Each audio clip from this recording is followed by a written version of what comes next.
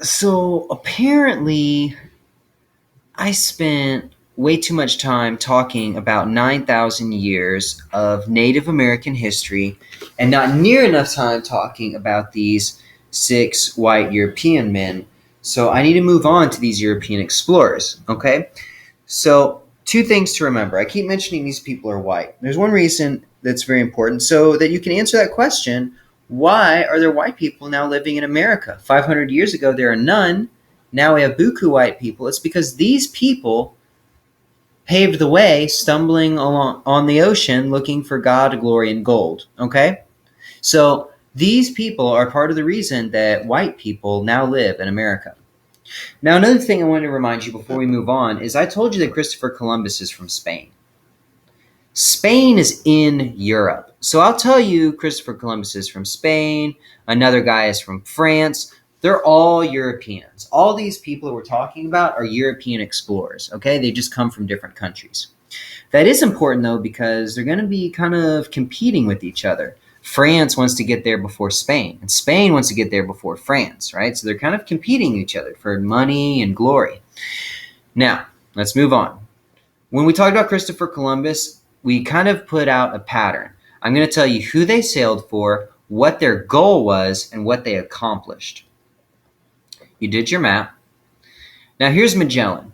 His goal was a westward route to the Spice Islands. I said, remember, the land route was too expensive, too long. He's looking for a west route, not east, but west. And his accomplishment was that he was the first to sail all the way around the world. So he was looking to get here. All right, this is the Spice Islands.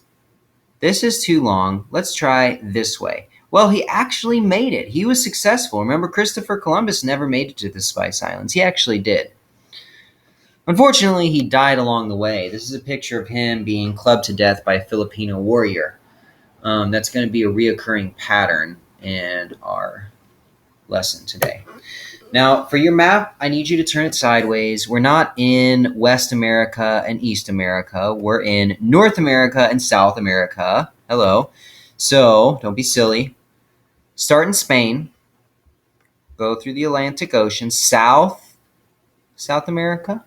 Keep going west, looking for that west route until you get all the way over here.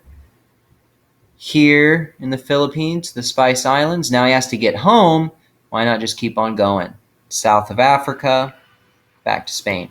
Now, remember, he died. Draw you up a quick skull and crossbones at the spot where he was clubbed to death by a Filipino warrior. It was actually probably arrows. I think it was arrows. His men got out of the water. They thought it was shallow, but it was actually really deep. So they were just kind of sitting ducks. Yikes. All right. Next explorer. On that note, Ponce de Leon, also sailing for Spain. Now his goal is to find more gold. One thing that Christopher Columbus found in the Americas was gold. So other Europeans came looking for more. And legend says that he was also looking for the fountain of youth. You're going to be looking at some documents next time and decide that for yourself, or 2 lessons from now, and decide that for yourself. Well, I'll let you decide. Now, his accomplishment was that he claimed Florida for Spain. Now, why is it important that he claimed it? Well, if he didn't, then France would come and say, hey, this is ours. And if we find gold here, it's ours. So, no. Make sure on your map that you show his route. Started in here, in Cuba. You're not going to know all these places like Florida and Mexico and Cuba, but look at the shapes of the landforms, the peninsulas, the islands. Okay, you'll find your way around. Now, he actually died in Florida. Get your skull and crossbones on Florida. They think he was shot in the leg by a poison arrow. Like I said, this would be a recurring pattern. Of people dying in places that they are exploring. Turns out people already live there, and that land can't just be yours. All right, let's move on. Next explorer, Hernando de Soto. Ooh, that one comes a little closer to home because remember, New Orleans is right here on the Mississippi River. He was actually the first white person to see the Mississippi River. I'm getting ahead of myself. So he sailed for Spain.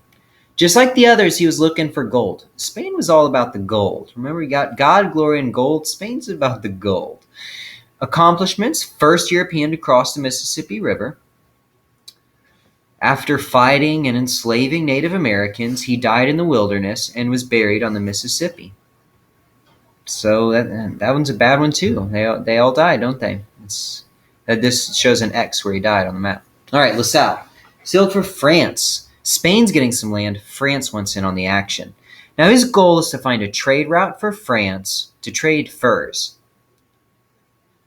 He's finding that it's hard to get to the Spice Islands. What if you trade furs that you can find in North America? So he's looking for a trade route. He also thinks maybe this river will go through and he can still get to Asia. His accomplishment? He claimed all the Mississippi River for France. La Salle claimed all the Mississippi River for France. La Salle and the Mississippi River. French. Now, he had a successful journey. He claimed all this for France, and he returned to the region later. But he fought with natives, and he was robbed by pirates, and he crashed 2 ships. So his men decided he was no longer a good leader, and they were fed up with him, and they killed him, and they left his body for animals to eat. I think that's even worse than the poison dart. Henry Hudson, he sailed for the English and the Dutch. Those are other European countries. Again, they're all Europeans. They're all trying to get there first, though. His goal is a northwest trade route to China. Remember Magellan's really long route? He's thinking, wouldn't it be easier to go over? Well, apparently it's not. It's ice. It's frozen. And so he never found a route. His goal was a northwest trade route to China, but he never found a route. And actually, his men turned on him too, because he was unsuccessful and he didn't want to give up. So they sent him out to sea alone with his family, and he was never heard from again. That might even be worse than the eaten by animals thing. So I want you to start thinking about the information that you can get from some of these documents. I want you to start thinking about how these people came to settle in this land and how they started to impact it. And I want you to practice reading some of these maps and what information you can get at them. So look at this question. This is an example of what you might see on a test. Look at the map below. Maps. Which 2 European nations, France, Spain, or England, do you think made the biggest impact on Louisiana history and culture? Can you find Louisiana in the Mississippi River? So remember, we're looking for Louisiana, and we're looking for what 2 Europeans settled there and impacted their cultures. Now, you should have already known this from last year, but we see the French, La Salle, settled in New Orleans. That's clearly Louisiana. So we know that the French impacted it. Now let's look over to our other map. We have the Spanish and the English exploring. Spanish in the dark. Let's find Louisiana. Spanish is in our key. Yes, the Spanish had an impact. The British, the dotted line, didn't come to Louisiana. This is a good example of questions that we might have to answer on our test, because some of the answer will come from our map. Some of the answer will come from what we already know. So when I'm looking at this map and I'm thinking, well, darn, was it the Spanish or the English? I have to be able to know where Louisiana is. It's not labeled, okay? Your map will help you somewhat, but you also have to use what you already know. I say discussion question here. I'm going to end with this. This is going to be more of a thinking question as you finish your exit ticket. La Salle, Magellan, De Soto, Ponce de Leon, and others died on their quest for God, glory, and gold. Do you think it was worth it? Would you be willing to go on a quest to a new land? Do you feel like they were successful? Some of them found what they were looking for. A lot of them didn't. A lot of them died along the way. But hey, look, we're still talking about them 500 years later. Would you consider yourself successful if we were talking about you in 500 years? Something to think about as you finish up your exit ticket.